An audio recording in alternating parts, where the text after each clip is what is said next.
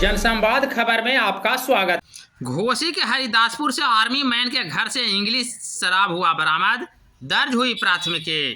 दरअसल मामला घोसी थाना क्षेत्र के हरिदासपुर गांव में एक सेना के जवान को शराब लाना घर महंगा पड़ गया। पुलिस गुप्त सूचना के आधार पर छापेमारी करते हुए जवान के घर से 13 बोतल अंग्रेजी शराब को बरामद किया है।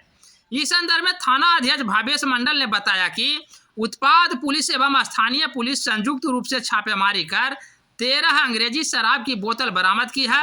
उन्होंने बताया कि हरिदासपुर निवासी आर्मी मैन कुणाल कुमार होली पर्व के दौरान शराब इस्तेमाल को लेकर शराब की बोतल लेकर घर पहुंचा था, लेकिन इसकी सूचना पुलिस को लग गई और पुलिस मौके पर छापेमारी करते हुए विभिन्न कंपनियों के कुल 13 बोतल अंग्रेजी शराब को बरामद किया है।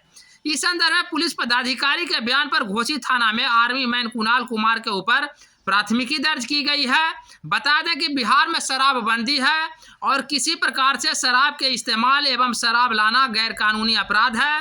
इसलिए आप तमाम लोगों से अपील है कि शराब के इस्तेमाल एवं सेवन से बचें।